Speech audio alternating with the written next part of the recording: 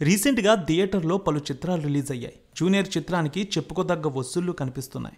కిరీటి హీరోగా ఇదే తొలి సినిమా అయినప్పటికీ డ్యాన్సులు, ఫైట్స్, డైలాగ్స్ లాంటివి బాగా చేయడం, దానికి తోడు వైరల్ వయ్యారి పాట తెగ వైరల్ అయ్యేసరికి జనాలు ఈ సినిమాని చూసేందుకు ఓ మాదిరిగా థియేటర్లకు వస్తున్నారు.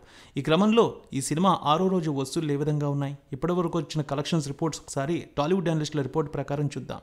కిరీటి, శ్రీలీల, జెనీలియా ప్రధాన పాత్రలో నటించిన సినిమా రెగ్యులర్ కమర్షియల్ తరహా కథతో దీన్ని తెరకెక్కించారు. అయితే వేరే చిత్రాలు కూడా లేకపోవడం ఓ రకంగా ఈ సినిమాకి మరింత కలిసి వచ్చింది. మొత్తానికి హరిహర వీరమల్లు అయితే నేడు గ్రాండ్గా విడుదలైంది. ఈ సినిమా మాత్రం ఇప్పుడు థియేటర్లు కాస్త తగ్గుముఖం పడుతూ ఉన్నాయి. ఈ క్రమంలో తొలి రోజు 3 కోట్ల రూపాయల వసూళ్లు వచ్చే జూనియర్ సినిమా, ఇక రెండో రోజు 3.5 కోట్ల కలెక్షన్స్, అదేవిధంగా మూడో రోజు 2,60,00,000, నాలుగో రోజు 1,50,00,000, ఐదో రోజు 1,20,00,000, ఆరో రోజు 85,00,000 మేర కలెక్షన్స్ వచ్చాయి. హీరోగా కొత్త కుర్రాడు చేస్తున్నప్పటికీ ఈ మాదిరి వసూళ్లు అంటే బాగానే వచ్చాయి అంటున్నారు. ఈ వారం థియేటర్లో హరిహర వీరమల్లు వచ్చింది. దాదాపు 90% థియేటర్లన్నీ కూడా హరిహర వీరమల్లు కేటాయిస్తారు. సో ఈ సినిమాకైతే కాస్త తగ్గుముఖం పడుతూ ఉంటే దాదాపు 15 నుంచి 16% మధ్య మాత్రమే ఆక్యుపెన్సీ ఉండే అవకాశం కనిపిస్తోంది జూనియర్ సినిమాకి.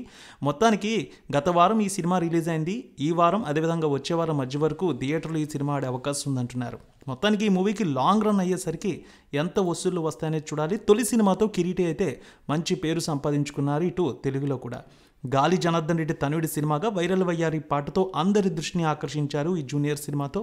ఇక స్టోరీ వైజ్ చూస్తే విజయనగరానికి చెందిన కోదండపాణి, రవిచంద్రన్, శ్యామల దంపతులకు ఆలస్యంగా పుట్టిన బిడ్డ అభి. కొడుకు పుట్టగానే భార్య చనిపోతుంది. కోదండపాణి తన కొడుకును అన్నీ తానే పెంచుతాడు. తండ్రి కొడుకు మధ్య ఏజ్ గ్యాప్ ఎక్కువ ఉండడం, ఆయన చూపించే అతి ప్రేమ అభికి చిరాకు తెప్పిస్తుంది. తండ్రికి దూరంగా ఉండాలనే పై చదువుల కోసం సిటీకి వెళ్తాడు. 60 ఏళ్ళు వచ్చాక మనకంటూ చెప్పుకోవడానికి కొన్ని మెమోరీస్ ఉండాలి కదంటూ స్నేహితులతో కాలేజీ లైఫ్ ఎంజాయ్ చేస్తాడు.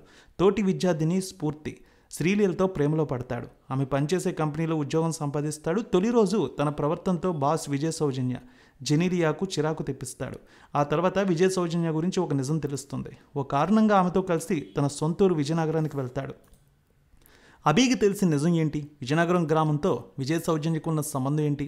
అభి తండ్రి సొంత ఊరు వదిలి ఎందుకు నగరానికి వచ్చాడు? కోదండపానికి విజయ సౌజన్యకి మధ్య ఉన్న సంబంధం ఏంటనేది తెలియాలంటే వెండితెరపై ఈ సినిమాని చూడాల్సిందే.